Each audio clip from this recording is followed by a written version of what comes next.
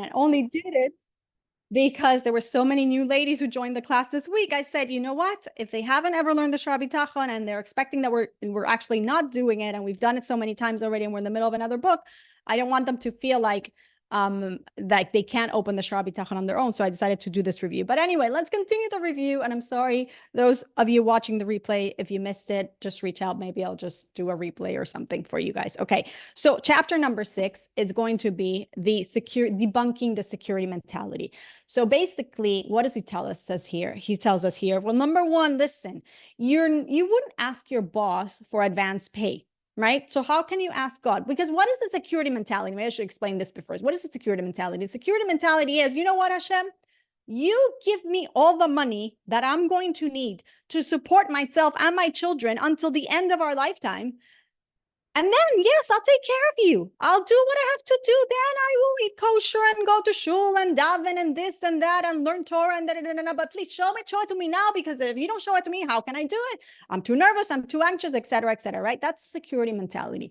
So he's going to take this and he's going to rip it apart. Number one, seriously, in this world, you would ask your boss to pay you in advance? That's not going to fly. So how come you have the chutzpah to ask God to give you an advance? Number two, the amount that you're asking for, exactly, what are you asking for?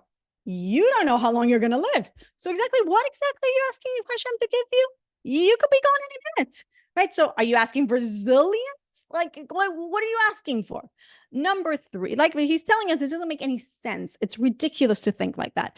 Number three, how could I demand collateral from God to whom I'm already indebted? We're all indebted to Hashem. He doesn't owe us anything. Like what? Like how? Like he's giving you everything right now. Your very existence. How do you demand collateral? And he obviously he gives examples of how collateral works and how we take collateral from other human beings, and it makes it very obvious that you can't do that with God. It's almost ridiculous, right? Because the reason you're asking for collateral is because this person might not be able to pay you back. But you're not taking collateral for somebody who already owes you money. Well, Hashem, you're like, again, you're completely, I'm sorry. So for somebody that you're indebted to, you're completely indebted to Hashem. How are you asking collateral? And also he gives the point here that, does God ask you to do today what you're going to do tomorrow? Like, meaning, does God on the first of the month ask you for the 90 prayers that you're going to do in the month, right? 3 prayers a day? No. He's asking you for today, right? So he's debunking this whole mindset. Number 4, he says, does God have the same credit risk as a human, right? The only reason you're taking collateral is because somebody's going to default on their loan. But God doesn't there's no credit risk with Hashem.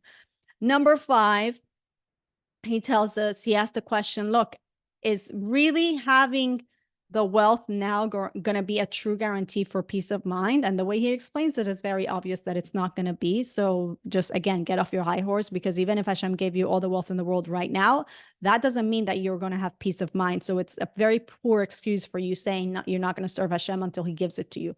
Number 6, isn't God's reward multiple times anything that you're demanding of him today, right? If you think about it, the math doesn't add, okay?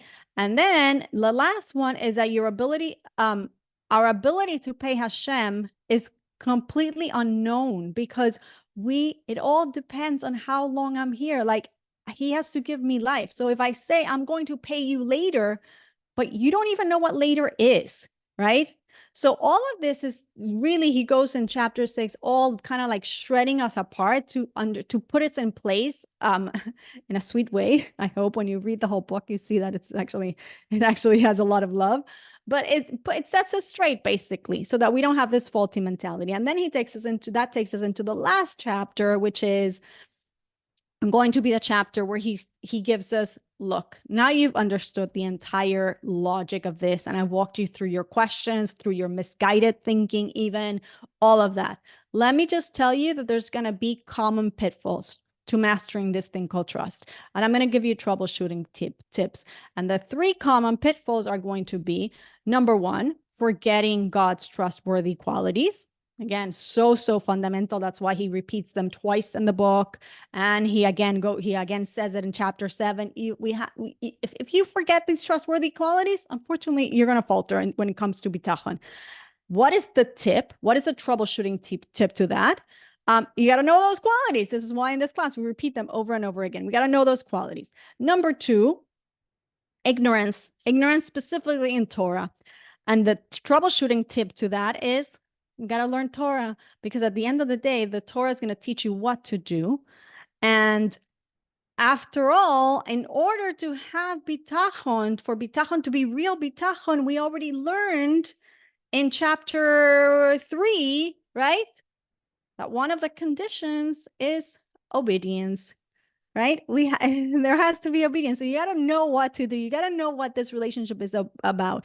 If you're ignorant about what the relationship is about and what the Torah is about, your bitachon is going to falter. Okay, because again, this is just troubleshooting tips. This is common pitfalls. Okay, and then the third pitfall is confusion. Confusion about what exactly? Confusion about the way causality works, meaning attributing credit to the immediate and sort of apparent causes, that you don't understand that God is the cause of all causes, and you think that the things that are immediate and apparent to you and the things that have what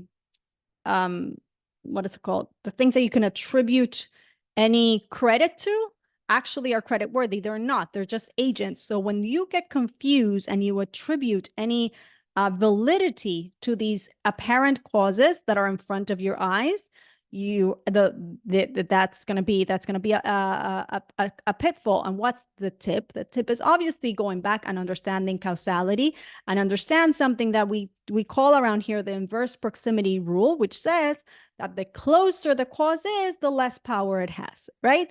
The closer something is, like the whip is close to you, God forbid, and is harming you. But really, there is a person who's whipping you. There is a general, there's a commander, there's a second in command, there's a this or that. Really, the only one who has power is the king. But the one you think the one that's close to you is the one that has any power here. The only who has power is the one who's farthest from you. But ultimately, it's all to say the cause of all causes is the king, and all the intermediaries don't have any power. And if we get confused about that, that's going to impair our bitachon. And then he goes into the 10 levels of trust, and hopefully we'll have 10 minutes to go into our book. The 10 levels of trust, and those are: number 1, trust in my mother's milk. Number 2, trust in my mother. Number 3, trust in my father. Number 4, trust in my capabilities. Number 5, trust in my paycheck and my boss, the market, whatever it might be. Number 6, trusting God only, trusting God only on things that I can't control. When I'm faced with things that I can't control, right? I can't control anything, but they seem to be out of my control, right? Like there's turbulence in the plane and something's happening with the plane. Well, I can't do anything about that, can I? Right? Then I have trust in God. For everything else, I got this. Okay, so that's number 6. Then number 7 is I trust in God even for the things that I can control, even for the things that are within my realm. I'm actually putting my trust in God, which is already a very, very high level. Then comes level number 8, which is what we call Rabbi Akiva trust, and that is trust that everything that God does is for the good. Everything that God does is for the good. Number 9 is even higher level, and that is like a super clear level of equanimity and equilibrium. And that is Nachum Ishgamzut level of trust, which is trust that everything God does is good. The one before is that everything that God does is for the good. The one on top of that, level number 9, is trust that everything God does is in and of itself good. Not that it's going to be revealed to me that it's good, not that it's going to lead to good, it turn out good. No, it is good. And then the last one, the highest level, is I trust in you, Hashem, because I just want you. That's it. It's a complete cementing of the relationship, because the word bitachon in it, at the root of the word bitachon, which again is reliance, security, right? We know bituach, betach, all of those words, they're all the same. What is at the root of it? The word tach, which is a plaster, a cementing. It's mentioned in Torah and I think in the book of Devarim. A cementing between the one who trusts and the one who's being trusted. And that's what we get at when we get to level number 10. So that is a summary of this book for all of you, our new ladies in the group who had not ever tackled it and were curious about it. And believe me, we will go into it. We've done it already like 3 times, right, Sherry? So we're happy to do it eventually, but now I want to go back into our book that we're doing this week. And again, every time I do it, I try to go back to the principles in the Sha'ar Bitachon, in the Gate of Trust, which is why I wanted to give you the map, the overview. So in case that I mention some of these principles, you know where this is coming from. So we're going to start, Sherry, and anybody else who's following us inside this book, we're going to start with chapter 34. Am I going to do 34? Hold on one second. Yes, I'm going to start with chapter 34. And that is going to be faith or folly. That's going to be on page 135. And it's going to say the following. So here he's going to base the chapter on a verse in Psalms that says the following. It says, I despise those who await worthless vanities. As for me, I trust Hashem. Okay, so this is David HaMelech, King David speaking. So imagine that someone is about to buy a business and the seller wants to close on the 13th of the month. And the buyer says, no, we can't do that. It's an unlucky number. We got to close on the 14th, right? So the Ibn Ezra tells us that this is the sort of thinking that David was derived with the words, I despise those who await worthless vanities. He's talking about this type of nonsense in the world. He's referring to meaningless superstitions, many which persist today. In David HaMelech's time, people would not leave the house, at times deemed inauspicious, and generally lived with a belief that they could influence the future through meaningless practices.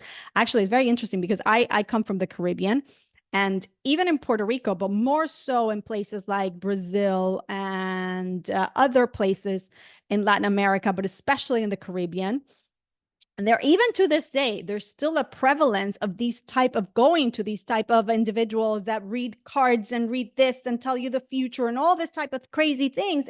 And it's very, very embedded, and not so much in my culture, but definitely in other places in the Caribbean. There is an element. I'm not going to deny that there isn't. But it is part of the culture, more so than maybe here in America we're familiar with it, and it becomes kind of part of the culture. So here David HaMelech is warning us against this.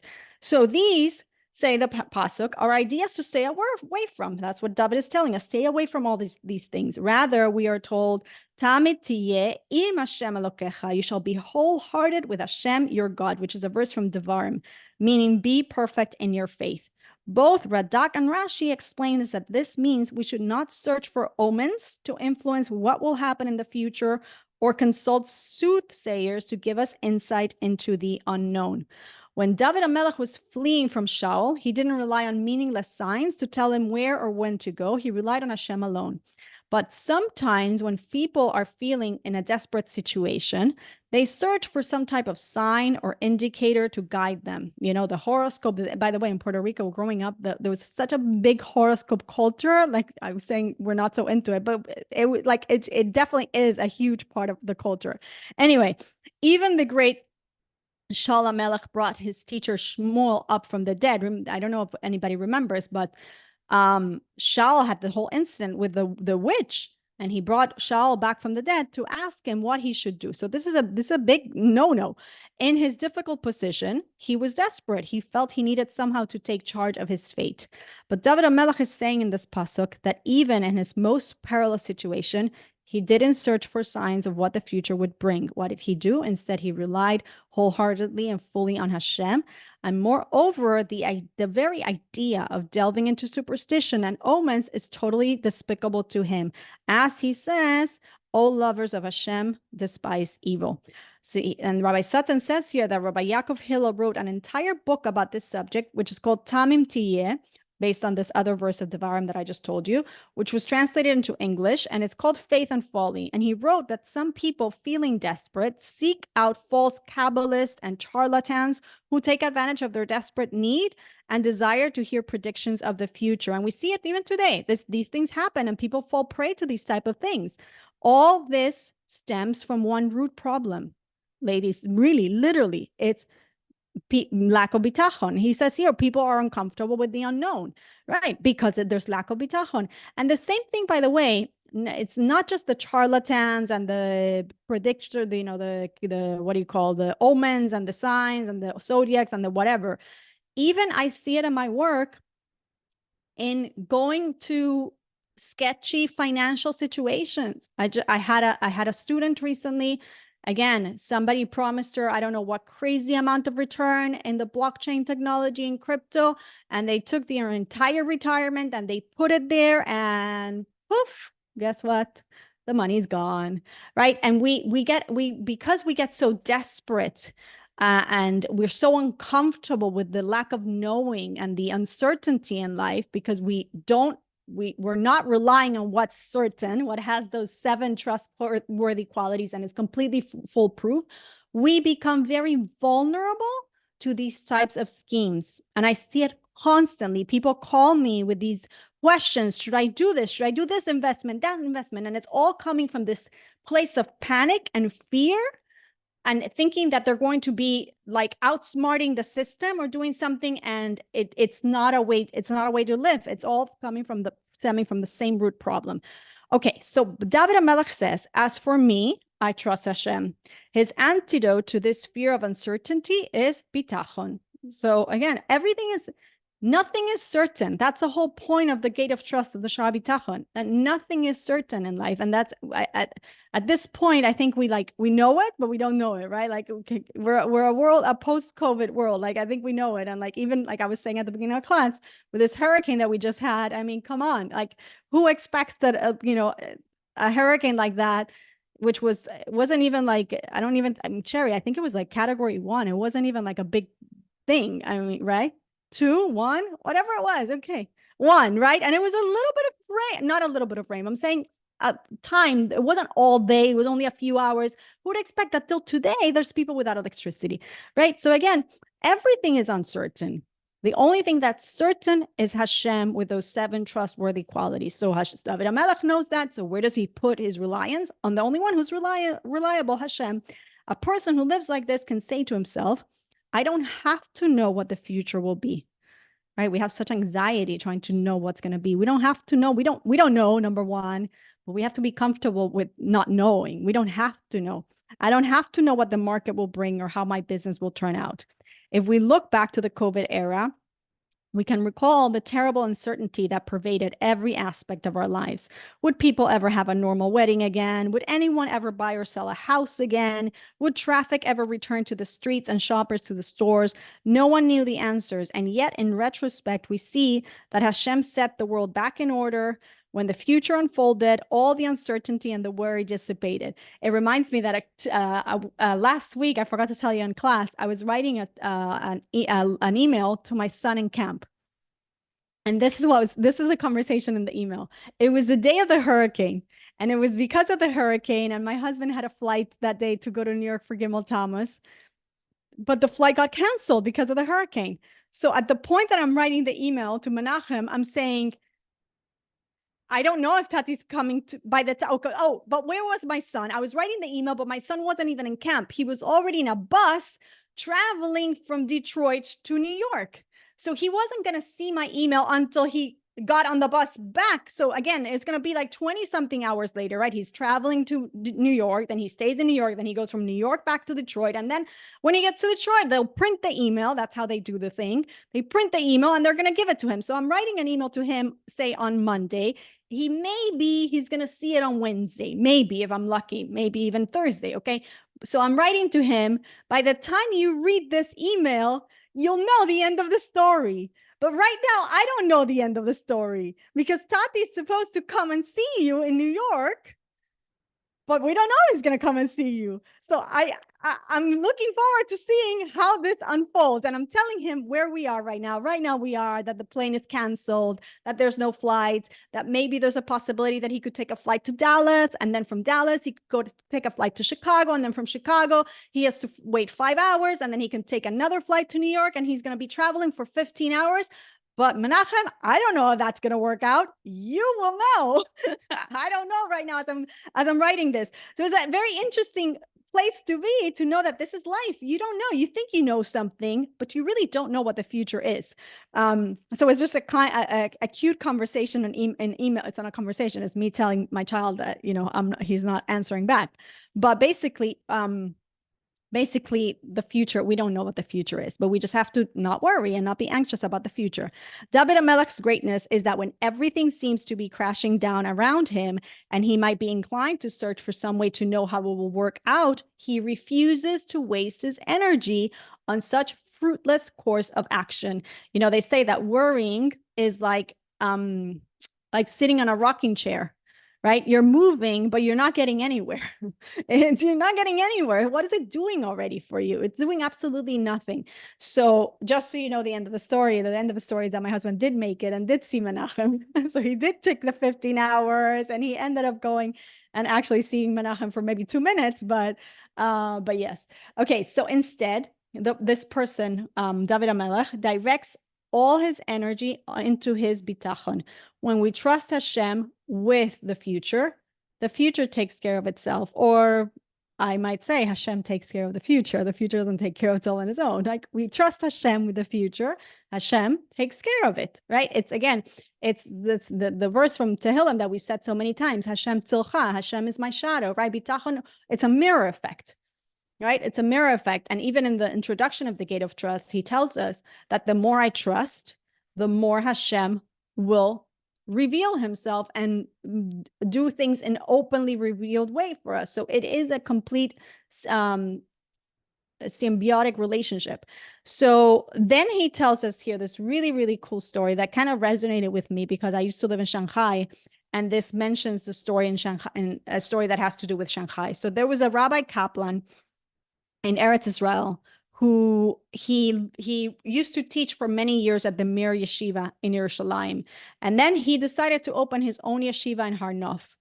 So he says the story that when he went looking for a building to rent, he found in Har Nof like this beautiful, beautiful building. It has a beautiful, it's has marble, it's beautifully built, everything amazing, has a beautiful view of Har Nof, huge campus, dormitory, everything, a beautiful building. And he rents it. So the story behind him renting this building is the following. The building sat vacant for 20 years. Can you imagine somebody built such a magnificent building and doesn't rent it out for 20 years? Why wasn't it rented out? Because the man who built the building, he wanted it to become a yeshiva, but he built such a great building that nobody could afford it. He was never able to find a tenant. He wanted an exorbitant amount of money, and nobody could rent it. So it sat unrented. It sat vacant. But when Rabbi Kaplan was searching for a building, he saw it, and he knew that, they warned him, look, there's a building in Har Nof, go see it, but you're never going to be able to afford it. And Rabbi Kaplan said, you know what? It doesn't matter. This building is beautiful. It's stunning. It's exactly what I need. I'm just going to sign the lease and I'm taking it. So they signed the lease. And after he signs the lease, he tells the owner, look, I love the building. I'm so happy that I got the building. There's just one small problem. I don't have money to pay you for this building. I can't afford it. I don't even know what it costs. He didn't even know. He didn't care what it cost. And so the owner told them, you know what, we're going to make it work. And they ran some numbers and blah, blah, blah. And they settled on a rent of 50,000 shekels a month, which is still a lot of money, but it was far less than what was originally asked. And he tells Rabbi Kaplan why he allowed this to happen, why he gave him, indeed, at the end of the day, a lower price. He said that everyone else who came to my building, they couldn't afford it. They always started bargaining and telling me all the things that were wrong with my building. It wasn't enough. There weren't enough windows. The stairs were too steep. There was some kind of excuse or problem with the building. But I like my building. I built this building. I think it's very nice. And I wanted to rent it to people who appreciate it. You're the first person who came into my building and said, I love this building. I'll take the building. You wanted to make it work. And so that's why I was amenable to reduce the rent for you. Okay, fine. So it's a beautiful story. But the funny thing is that the story is eerily reminiscent of the story of the Mir Yeshiva in Shanghai, for which, as I said at the beginning of the story, Rabbi Kaplan taught in the Mir Yeshiva in Yerushalayim. What is the story of the Mir Yeshiva? This is a famous story. Again, it's dear to my heart because I used to live there. When the Jews were fleeing Europe during the war, many Jews went to a shul that was built by Silas Hardun in Shanghai. Many Jews went to Shanghai and they went to this shul. The Beit Aron shul is now destroyed. Okay. Silas Hardun built this shul because his father came to him in a dream, and his father came to him in a dream and asked him to build this building. And he built this place with 400, it could fit 400 people. 400 students could fit in that building. And at the time that he built the building, the community in Shanghai consisted of 12 individuals. So nobody understood why eccentric Hardun went ahead and built a building for 400 students. It didn't make any sense when the community was a tiny, dwindling community, evidently. Only later did they realize why Hardun had built the building. Because when the students were fleeing from Europe, the students specifically of the Mir Yeshiva, after the war, all of them, there were 400 students who fit in the building. So that's the famous story of this Beis Aron. And later on, the communists came, unfortunately, into Russia, into what's it called? Into China and Shanghai, and they destroyed the building. The building is destroyed. So now there is, I think the Hardun mansion is one of the embassies, if I remember correctly.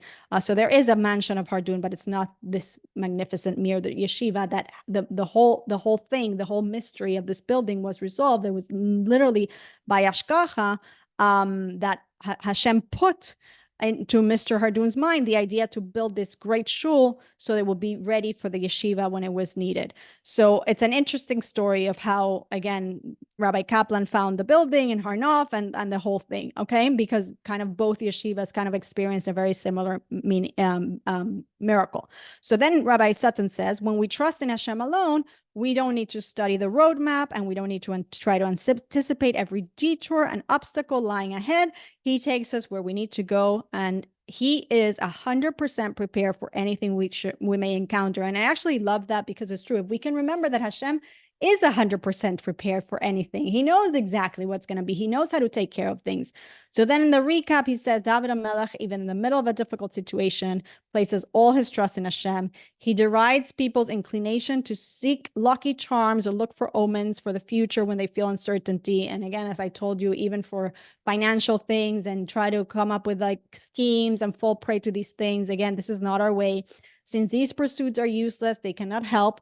Further, they distract people from Hashem, the only one who can help. And that's the truth, because now it takes so much real space in your head, right? Because you're so obsessed with what the fortune teller is going to tell you, or the crypto guy. Like, not only did I tell you about the one who lost retirement, I had another person who just told me in Latin America, she lost $200,000 to another crypto scheme. So I send them to an Israeli company who helps people find their crypto. But I'm saying, what is the need to do these crazy things, right?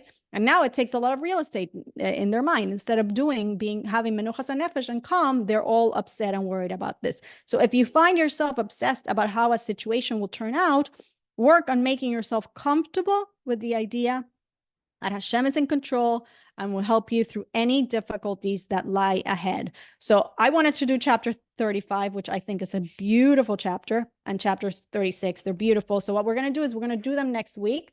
Sorry that I spent so much time reviewing the Gate of Trust and then I didn't record it. But any comments or any questions, either on anything that we discussed today, or any stories of Bitachon or Ashkacha Pratis that you want to share, this is the moment. Anything? Look at the chat. No comments. Okay, beautiful. All right, ladies. So I will see you next week.